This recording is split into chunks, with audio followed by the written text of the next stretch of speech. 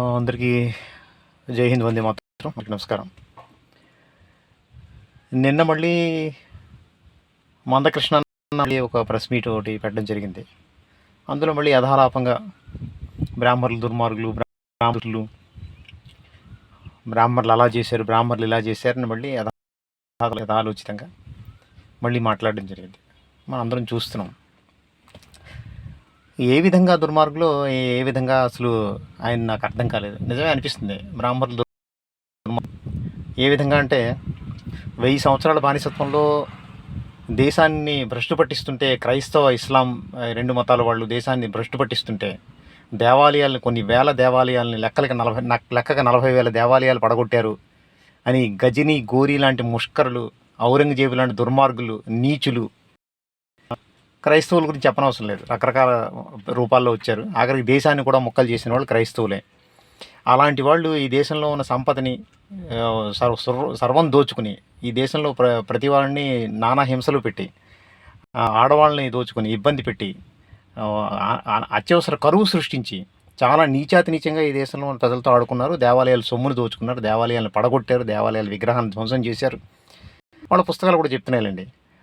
అలాంటి సందర్భంలో కూడా, అలాంటి క్లిష్ట సందర్భంలో, క్లిష్టమైన పరిస్థితుల్లో కూడా నా దేవుణ్ణి నేను రక్షించుకోవాలి అని ఆ దేవతా మూర్తుల్ని పట్టుకుని దేవాలయాలను రక్షించుకుని, దేవాలయాలను కూల్చుంటే అడ్డుగా నిలబడి, చిట్ట చివరికి ఎలా చదువుతారా అని నాలికలు కోస్తే, వేద పండితుల నాలికలు కోస్తే, శిఖలు కోస్తే, జంజాలు తగలబెడితే, పీకలు కుత్తుకలు కోస్తే, అయినప్పటికీ తమ ప్రాణాలు పిడికిట పెట్టుకుని, వేదాన్ని కంఠంలో పెట్టుకుని, పుక్కిట పట్టుకుని ఆ ధర్మశాస్త్రాలని, ఆ దైవ సంబంధమైన ఆచార వ్యవహారాలని, అందులో ఉన్న సాంకేతిక పరిజ్ఞానాన్ని, విజ్ఞానాన్ని ప్రపంచానికి అందించాలి. ఎందుకంటే సర్వేజన సుఖినో భవంతి అనేది ఒక వేదం మాత్రమే కదా, వేదధర్మం మాత్రమే కదా.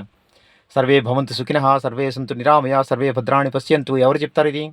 బైబిల్ చెప్పదు, ఖురాన్ చెప్పదు, ఒక వేదం మాత్రమే చెప్తుంది, భారతీయ సంస్కృతి మాత్రమే చెప్తుంది. అలాంటి సంస్కృతిని పుక్కిట పట్టి రక్షించి తర్వాత తరాలకు అందించాలి. ఆయుర్వేదాన్ని, వేదాన్ని, సంస్కృతిని, సాంప్రదాయాన్ని అని జీవితాన్ని ఫణంగా పెట్టి 1000 సంవత్సరాలు నానా యాతనలు పడి బతికించిన వాళ్ళు దుర్మార్గులే, ఖచ్చితంగా దుర్మార్గులు. కాబట్టి అన్న మాట్లాడుతున్నట్టుగా, మందకృష్ణ అన్న మాట్లాడుతున్నట్టుగా ఖచ్చితంగా బ్రాహ్మణులు దుర్మార్గులే. ఆ దేవాలయాలు ధ్వంసం చేస్తుంటే అడ్డుపడి ప్రాణాలు అర్పించిన వాళ్ళు దుర్మార్గులే. మరి నువ్వు చెప్తున్న జాతి ఏం చేస్తుంది అని అడిగితే 2 క్లాసుల పద్ధతి బ్రాహ్మణులు తీసుకొచ్చారా? సర్వే అందరూ ఉండాలి, బ్రాహ్మణుడు 2 క్లాసుల పద్ధతి ఎందుకు తీసుకొస్తాడు స్వామి? అసలు నువ్వు చదువుకున్నావా? చదువుండి స్పృహండి అదే తెలంగాణ భాషలో చెప్పాడు, సోయుండి మాట్లాడుతున్నావు, సోయలేక మాట్లాడుతున్నావు అని అడుగుతారు జనరల్గా. 2 క్లాసుల పద్ధతి ఎవరు తీసుకొచ్చారు? బ్రాహ్మణులు తీసుకొచ్చారా? ఎందుకు తీసుకొస్తారు? అందరూ బాగుండాలని కోరేవాళ్ళు.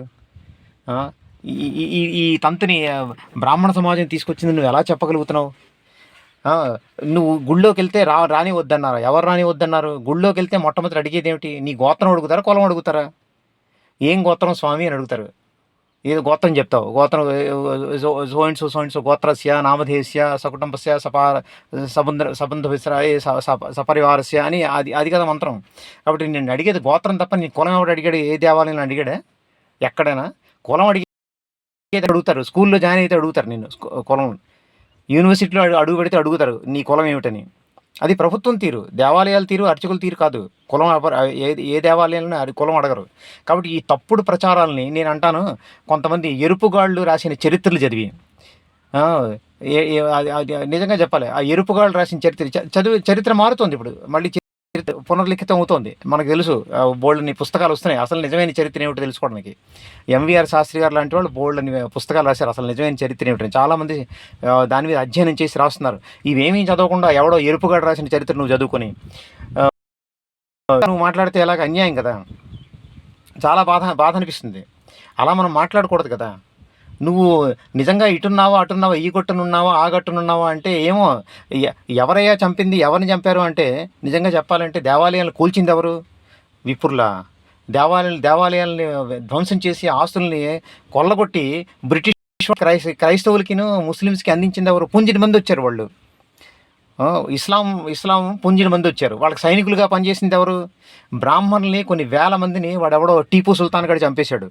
నిర్దాక్షిణ్యంగా 8,000 మంది. ఇప్పటికీ మనం కర్ణాటక వెళ్తే అక్కడ వాళ్ళు దేవుడు చేసుకోరు.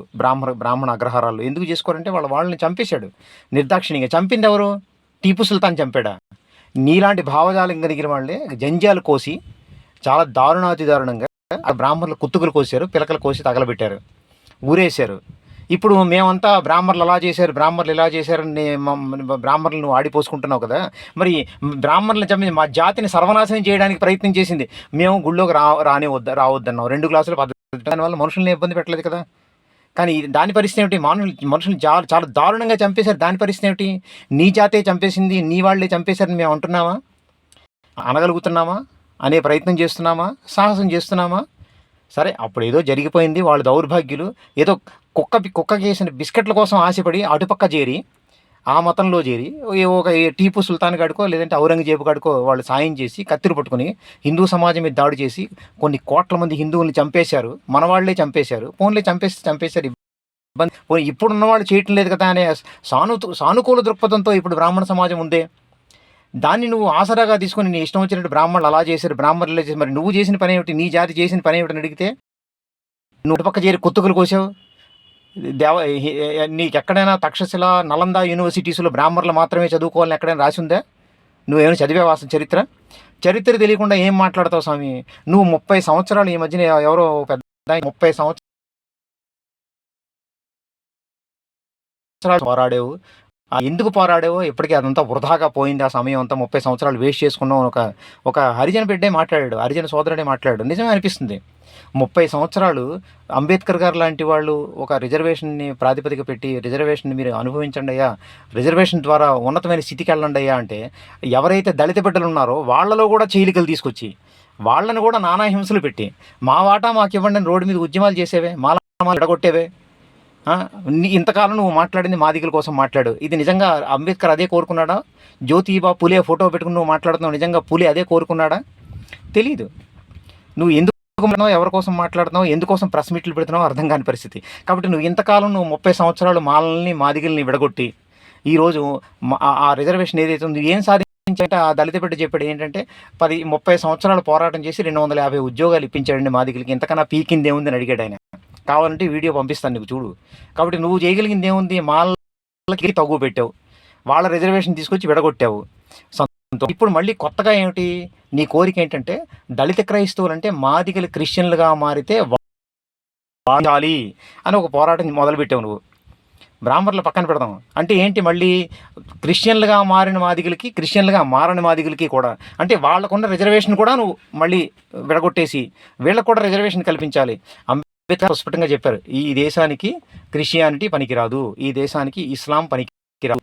స్వామి వివేకానంద లాంటి వాడు చెప్పాడు, ఒక సోదరుడు హిందూ మతం నుంచి ఈ 2 మతాల్లోకి వెళ్తే మతం మారితే ఒక సోదరుడిని కోల్పోవడమే కాదు ఒక హిందువు శత్రువుగా మారతాడని చెప్పాడు. ఇంతకన్నా నువ్వు మేధావ్వా?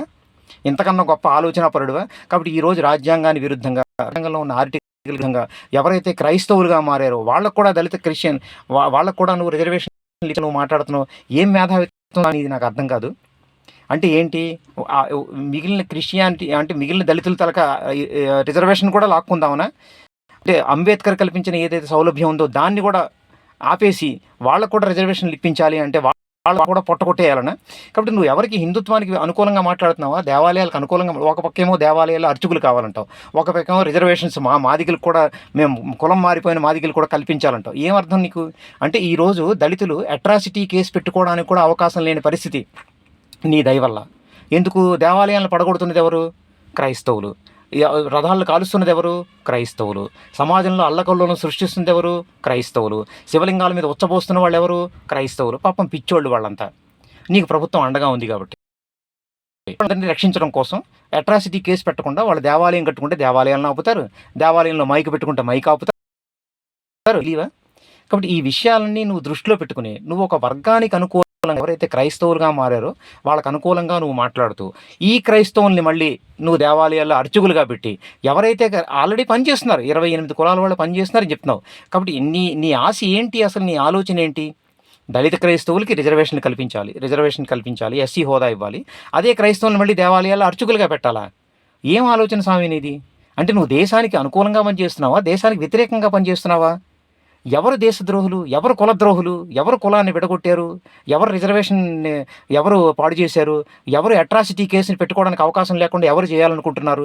దళితులతో కూడా నిన్న మొన్నటి దాకా ఆడుకున్నావు. ఇప్పుడు దళితుల్లో విడగొట్టి ఆ దళితులను మాదిగల కింద విడగొట్టి మాదిగల్లో కూడా మళ్ళీ నువ్వు చిచ్చు తీసుకురావాలని, ఆ మాదిగల హక్కును కూడా నువ్వు హరించాలని ప్రయత్నం చేస్తున్నావు నేను అంటాను. నువ్వు కాదంటే డిబేట్కి కావాలంటే నేను మాట్లాడతాను స్వయంగా నీతోటి. కాబట్టి నువ్వేం చేయాలనుకుంటున్నావు, ఏం చెప్పాలనుకుంటున్నావు, ఏం సందేశం ఇవ్వాలనుకుంటున్నావు తెలీదు. నీకే ఆలోచన క్లారిటీ లేదు. ఇప్పుడు నువ్వు మళ్ళీ ఏంటిది బ్రాహ్మణులు అలా చేశారు, బ్రాహ్మణులు వేపనాడు అలా చేశాడు ఇలా చేశాడని.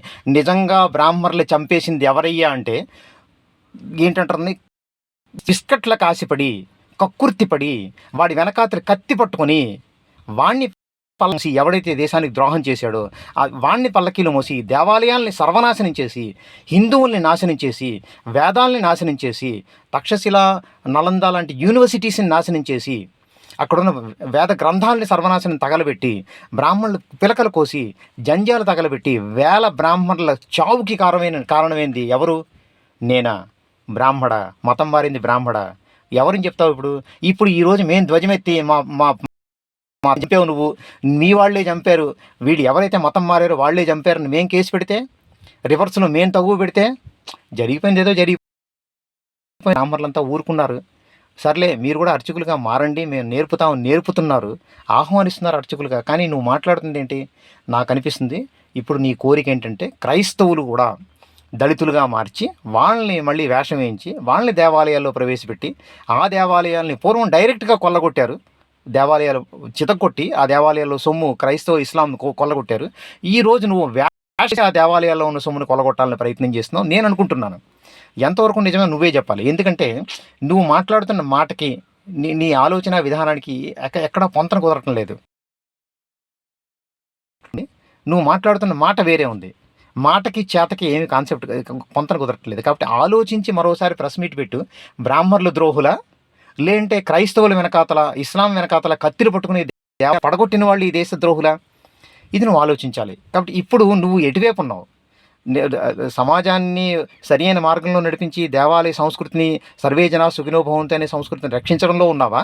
లేదంటే మళ్ళీ దేవాలయాలను పడగొట్టాలి, దేవాలయాలను చెడగొట్టాలి, నేను కూడా దేవాలయంలో దూరి క్రిస్టియన్గా మారిన వాళ్ళు కూడా దళితుల తలక సపోర్ట్ చేయాలి? కొంతమంది బ్రాహ్మణులు సపోర్ట్ చేశారు తెలియక. నువ్వు ఉద్యమకారుడివి, రోడ్డు ఎక్కావు కాబట్టి నువ్వు పోరాట యోధుడివి కాబట్టి యోధులు అంటే మాకు సరదా, యోధులకు మేము సపోర్ట్ చేస్తాం. నువ్వే చెప్తున్నావు ఎంత దారుణంగా మాట్లాడంటే శివాజీకి పట్టాభిషేకం ఎవడు రాలేదు. ఎవడు చెప్పాడు నీకు చరిత్ర?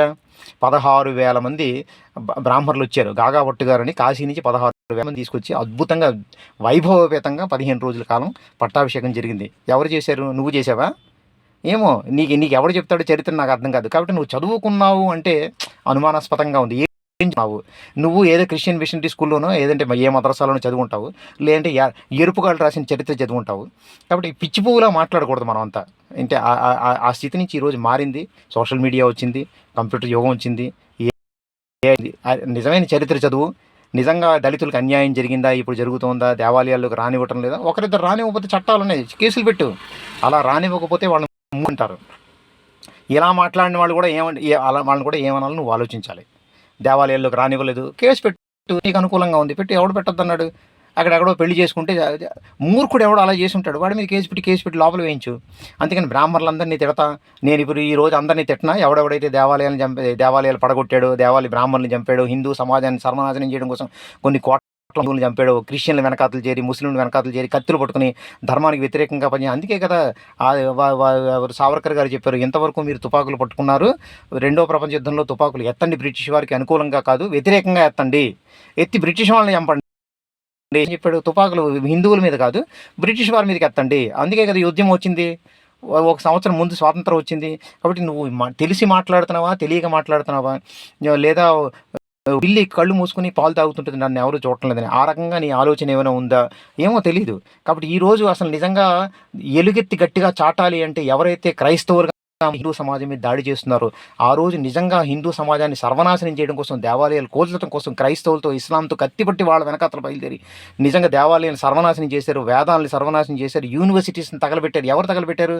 వాళ్ళు వచ్చిన వాళ్ళు 9 మంది, 4 వచ్చారు, 40 మంది వచ్చారు, 4,000 మంది వచ్చారు. మనం 30,000 మంది, 30 కోట్ల మంది. ఎవరు తగలబెట్టారు వీటిని? హిందూ సమాజమే తగలబెట్టింది.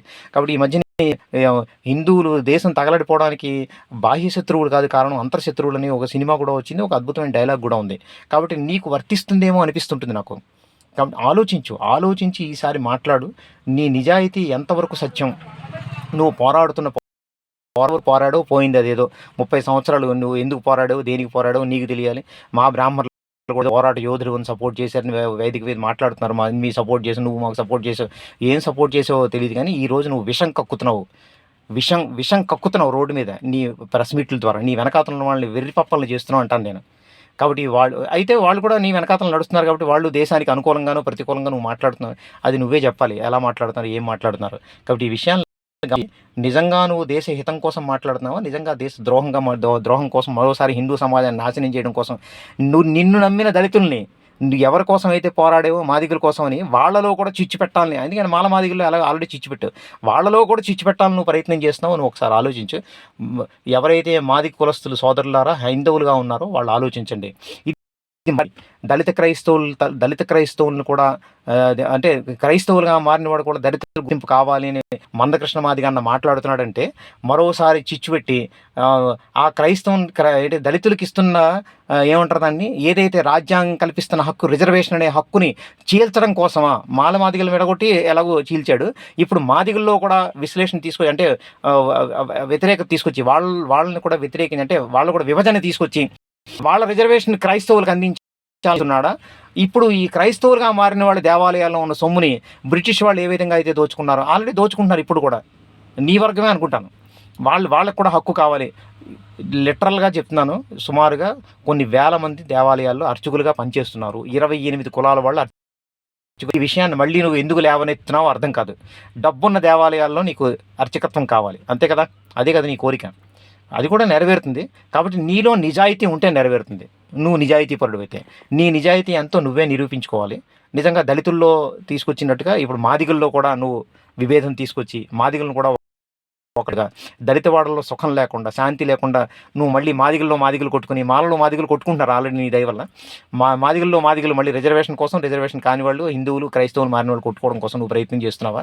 నీ పోరాటంలో నిజమెంత, నిజాయితీలో నిజమెంత నువ్వు ఆలోచించాలి. సంతోషం అన్నా. కాబట్టి దేశద్రోహులు ఎవరు? బ్రాహ్మణులు దేశద్రోహులు ధర్మద్రోహులు అన్నావు.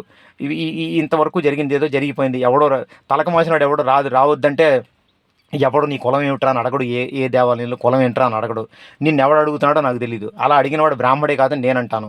ఎందుకంటే అందరూ సుఖంగా ఉండాలి, అందరూ శాంతిగా ఉండాలి, ఆరోగ్యంగా ఉండాలి, అంత సంతోషంగా ఉండాలని కోరుకునే బ్రాహ్మడు ఈరోజు గోత్రం అడుగుతాడు తప్ప కులం అడగడు. నాకు తెలిసి పుట్టినప్పటి నుంచి బ్రాహ్మడు ఏ రోజు కులం అడగలేదు, గోత్రమే అడిగాడు. ఏ గుడికి వెళ్ళినా ఎక్కడికి వెళ్ళినా 2 గ్లాసుల పద్ధతి బ్రాహ్మడికి తీసుకురావాల్సిన అవసరం లేదు. బ్రాహ్మడు తీసుకొచ్చాడంటే అది అసంబద్ధం. తెల్లారు లేచి గాయత్రి ఉపదేశం చేసుకుని గాయత్రి మంత్రం చదువుకొని సర్వే జనా సుఖినో భవంతు. ఇందాక చెప్పాను కదా, సర్వే సంతు నిరామయ అని, అందరూ సుఖంగా ఉండాలి, సర్వే భద్రాణి పశ్యంతు అని. నేను అదే సుఖంగా అందరూ మంచి వినాలి. భద్రం కర్ణే శృణుయామ దేవాహ భద్రం పశ్యేమాక్షభిర్యత్రాహ. నేను చెవులు మంచి వినాలి, మంచి అనాలి, మంచి కళ్ళతో చూడాలని బ్రాహ్మడు కోరుకుంటున్నాడు. అలాంటి బ్రాహ్మడు విభజన తీసుకొచ్చాడు. బ్రాహ్మడు దుర్మార్గుడు అంటావు. ఎంతవరకు దుర్మార్గుడో నువ్వే చెప్పాలి. ఎవరు దుర్మార్గుడు అర్థమవుతున్నది నాకు అనిపిస్తోంది. కాబట్టి ఆలోచించి మరోసారి ప్రెస్ మీట్ పెట్టి నువ్వు క్లియర్గా చెప్పు. నీ క్లారిటీ నువ్వు తెచ్చుకుంటే బాగుంటుందని కోరుకుంటున్నాను. ధన్యవాదాలు మహాత్మా. అందరికీ జై హింద్.